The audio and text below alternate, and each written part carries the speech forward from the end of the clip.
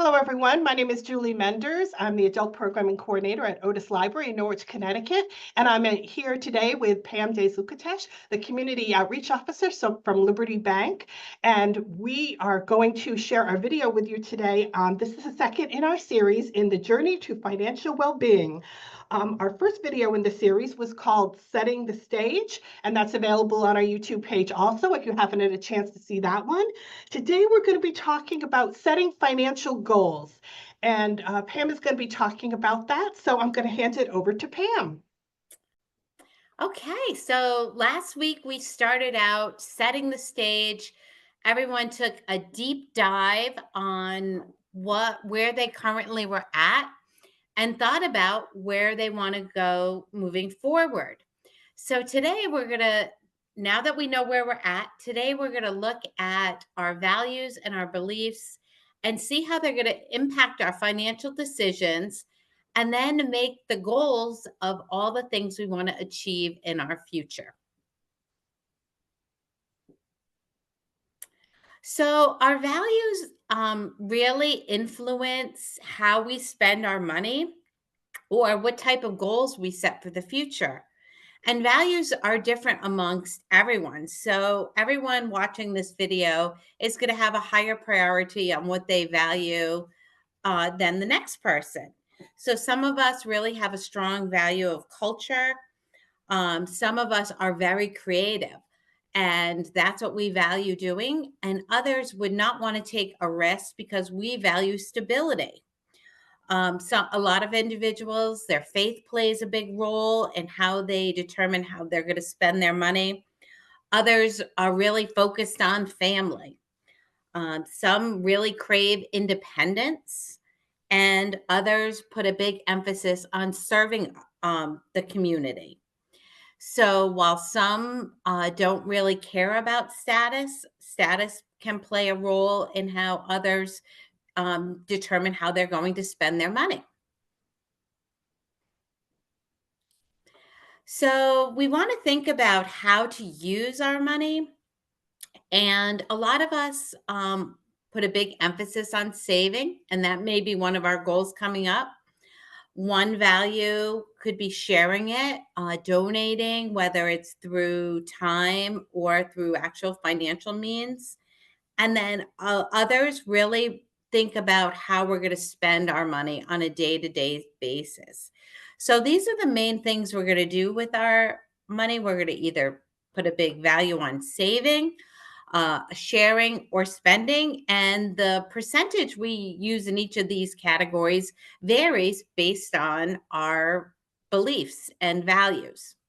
What do we want to do for the future? What are your hopes and dreams? So, if I had a magic wand and could wave it, and you could have anything you wanted, anything was possible, what would that be? So when you think about what that is, maybe it's to own your own home, maybe it's to have your own business, maybe it's to travel the world. Whatever that goal is, you want to now break it down into how are we going to get some results now? How are we going to accomplish this? And to prioritize how we're going to use our money and track it is really the basis of forming goals. So, one of the methods used to form a goal is called a SMART goal.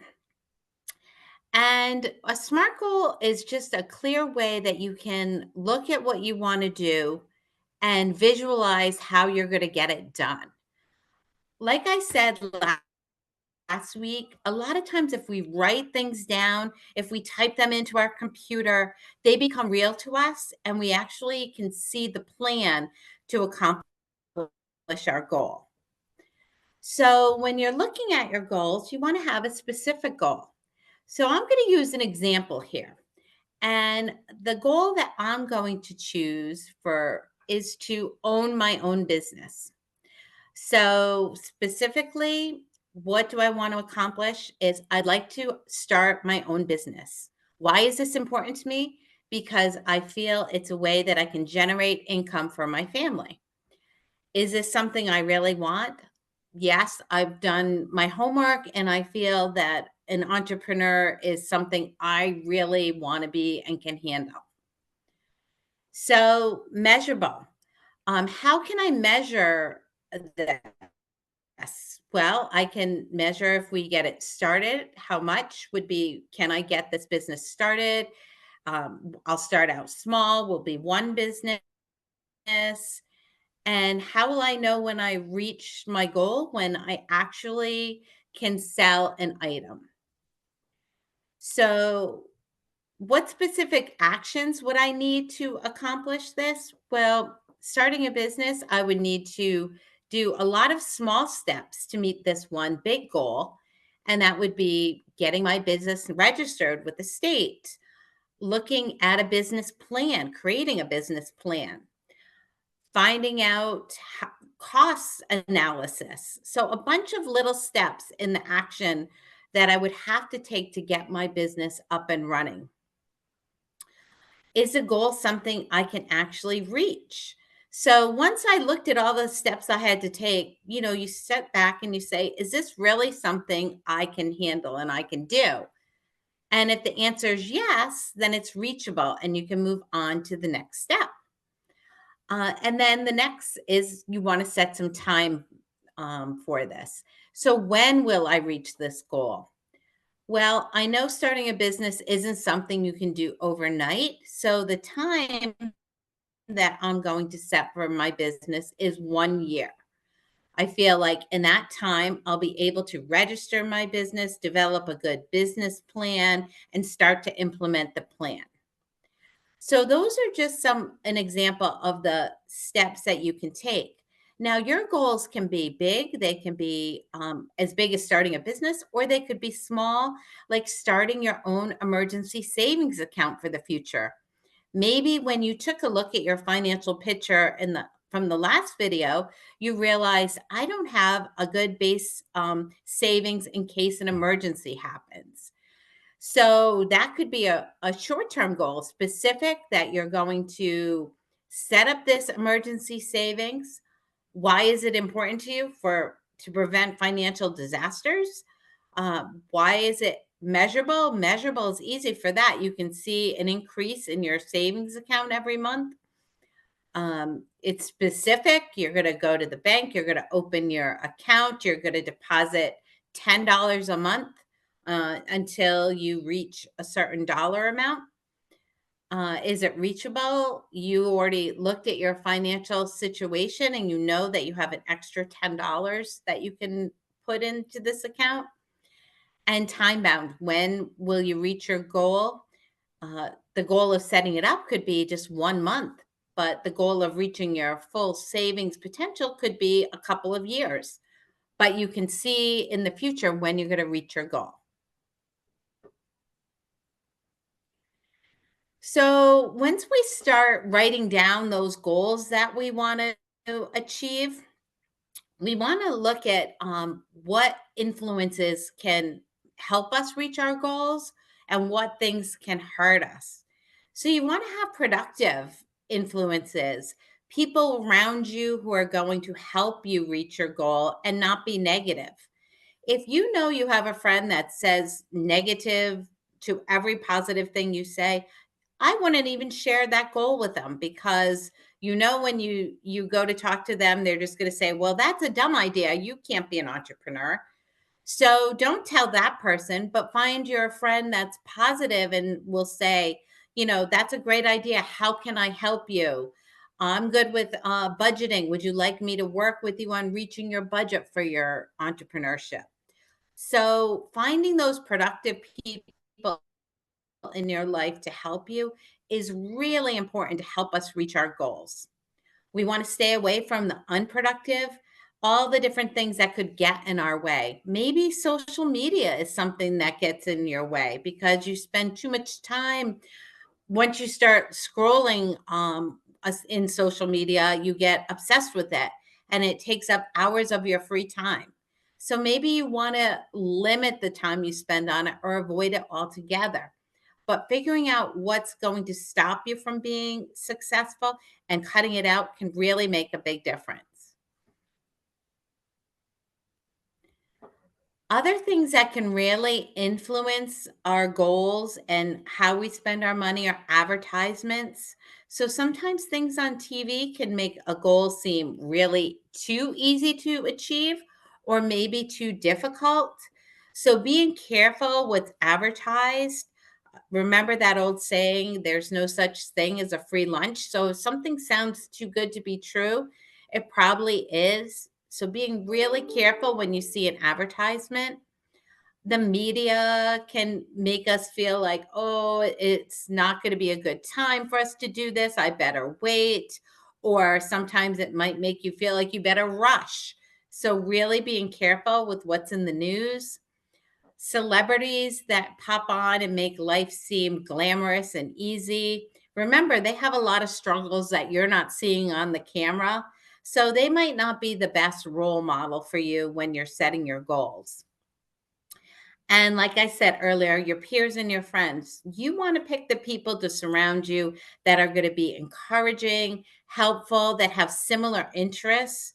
If you want to start your own business, find some friends that have small businesses so they can help and tell you what works good, what works bad. But all of those things will really help you be more successful in reaching your goals. So strategies for staying focused on your goals, that's one thing that really help hurts people. And you could think of that on New Year's Eve, right? Everyone makes some goals that they're going to do for the year. And the average person by the end of January has already abandoned those goals. So you want to get some strategies that are going to help you stay on track. So recognizing tactics that advertisers use and not falling for those traps. Know when you're tempted and avoid those things. So say your goal was to lose weight and you were really tempted by Starbucks because you liked the really full of sugar, fancy latte.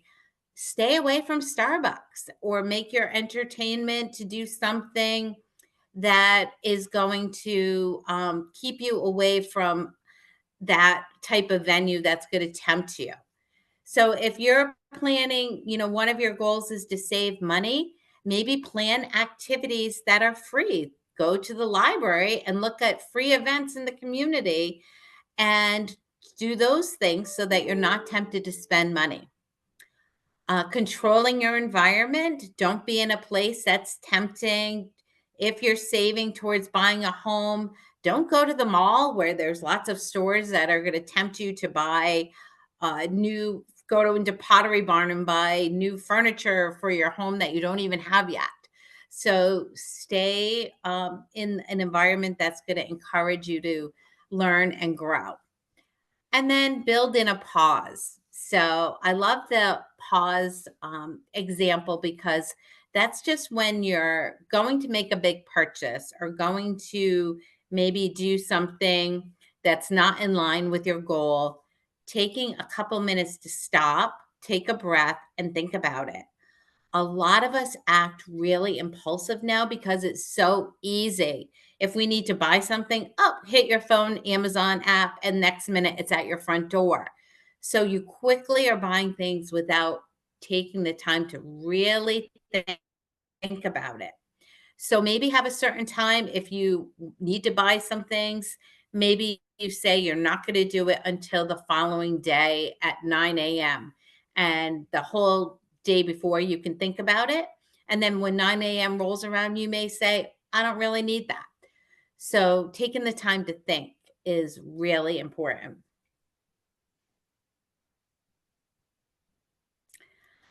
So we're really more likely to achieve our goals if we can write them down and post them, put them all over your house.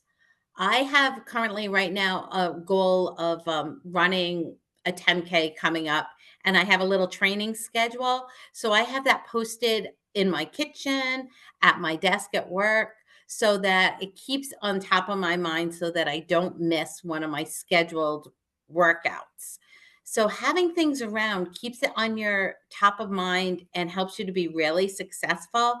Put a sticky on your bathroom mirror, put it on your car visor, all over, just put things to remind you. And then when you're tempted to do something that could hurt you from reaching your goal, it'll be a really good reminder. Put it in your wallet. So if you go to reach for a credit card, you see house down payment on there, and it will remind you not to spend any money. Sharing them with a friend or another person, or even doing a post on it, really makes you more accountable. Once you tell someone you're going to do something, now you feel like, oh, I have to do it. I shared it with everybody. I really have to stick with this goal. And then trying to stay focused on the goal. So that can be challenging. So maybe put a note on your calendar every month to go back, or every week even, to go and review your goal and the steps and see if you need to revisit and tweak it a little bit, but staying on course. The first thing we're going to do is define our goals. Think of a short term, a medium term, a long term, whatever's important to you. Write them down. Think of the steps you need to achieve them. Write those down. And then pick your team. Who's going to help you out? We don't have to go at this alone. So having a mentor to help you is always great. Having someone in the community you can ask for advice is helpful. Having some good family members that you feel will be on your side, a good friend or coworker who you know you can really depend on. Get some people together to help you reach these goals. Find an expert. If you are looking to buy a house, go to an expert, a realtor, banker that can give you some good tips to stay on track. Set the timeline. Make your goals, like we said with the SMART goals, realistic, but figure out how long you want to take to achieve this. And then put little checks in place, little reminders on your calendar. How am I doing? Am I staying on track? And then number 4 will be our class next time, which is creating a budget. Thank you so much, Pam. That was so important, all those different steps that you talk about, and they do work, and we know that they work. And so thank you so much. I did want to mention that at the end of each one of the sessions, I'm going to be recommending books. Last session we did, and this session I am going to recommend a book also. So let me go ahead and stop the screen sharing so we can talk about this book, which actually Pam recommended to me.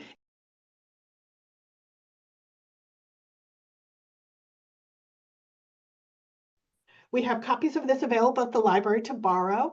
I believe it's also available online if you like to listen to audiobooks. You can download it. It's called The Psychology of Money. Timeless Lessons on Wealth, Greed, and Happiness. We have so many books on setting up budgets, on personal finance here at the library. So make sure you use the resources that we have here as free entertainment and free education also. So thank you so much, Pam. Thank you everyone for watching. Our next session, as Pam said, part 3, will be setting a budget. So we look forward to seeing you all again. Thank you, everyone.